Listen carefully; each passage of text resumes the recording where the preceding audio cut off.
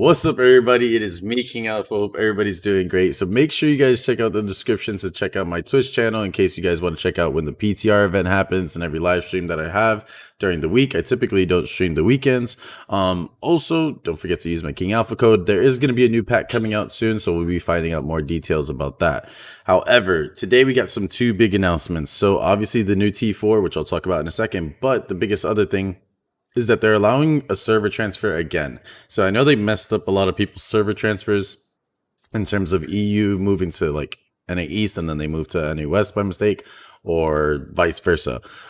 So basically you can apply again. I don't know if you guys put in your tickets and you got your sovereigns back or anything. So hopefully, you did, so you don't have to keep spending 1,000 sovereigns just to transfer. However, definitely make the transfer again just in case, so that you guys don't get stuck in the region that you're in. Who knows if they might even do another one. So yeah. However, T4 unit today is the MAODAO battalion. Hopefully I pronounced that right. If I didn't, I'm very sorry.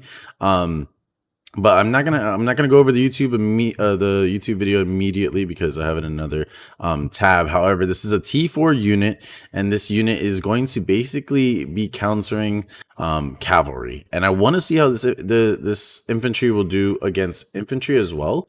I'm assuming it might obliterate certain things, and the skills are looking really good too. So instead, I'll just leave this right here so you guys can see how the actual models look right here, and then we're going to go into the YouTube video. So I'll let it play and then I'll break down the video like usual. So here we go.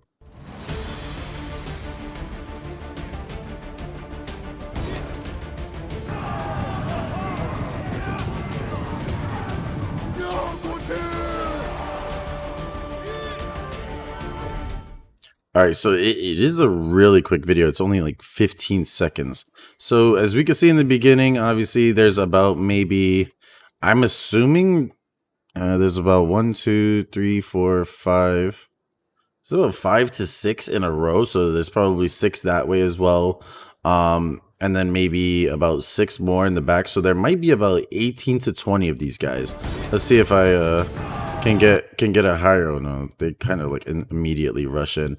But anyways, we see that they have their first stance. So their first stance is basically to counter cav immediately charging into the unit. Now this is going to be interesting because I want to see how they do versus lance cavalry, because if this can counter Lance cavalry, then there's going to be a lot of cavalry that actually can't counter these guys unless they're going to do some type of cavalry buff. Because if you think about it, if hussars can't charge through these guys, and you can maybe even put a brace on stun, even though these guys, I don't know exactly what they're going to be classified as, whether they're going to be classified as pole arms, pikes or something, because if you think about it, pole arms can also get the brace on stun. So what if you guys can get the brace on stun for this ability? Who knows? What if they literally just can obliterate everything?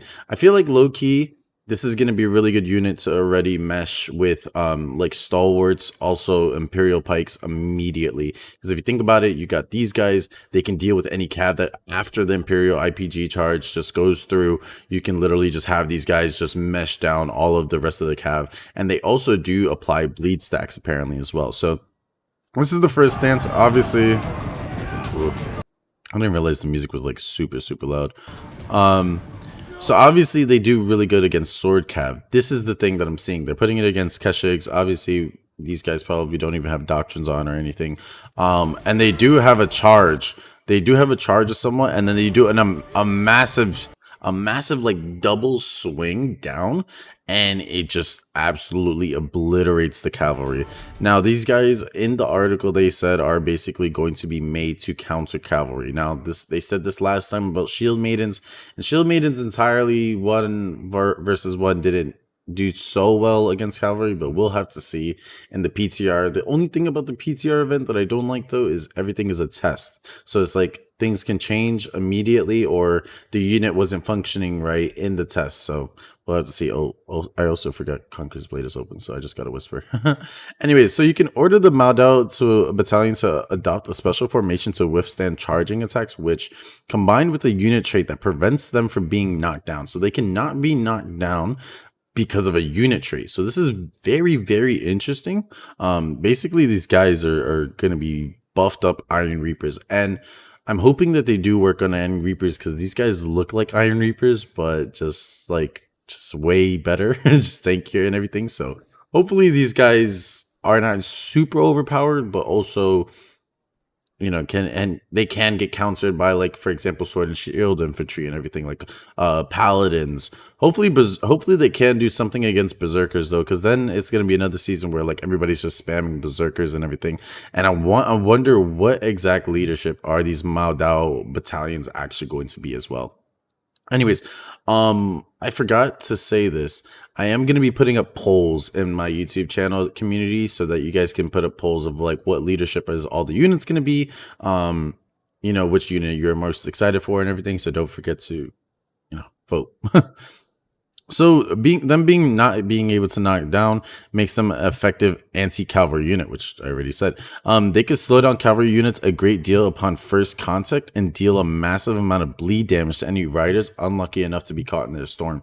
So this is really good because this means that even if some cav go through them, if any of these guys hit them, they're gonna have some type of bleed stack. So I don't know whether it's gonna be more or less like kind of like a Namcan bleed or more like the bleed effect of like Ratans or something where it's like 5 seconds or so or whatever. And then it says they're an ideal unit to station on your front lines during field battles. So obviously they're trying to get some type of field battle promotion here, but in sieges, I can see these guys being used a lot, and hopefully they're not super spammed, and hopefully we can see a lot of these guys with the gray hair garrison, but also a lot of the old units in the other seasons as well.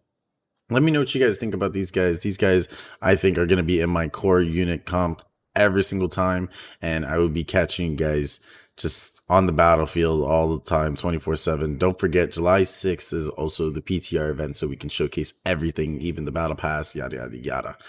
I'll be seeing you guys. Deuces.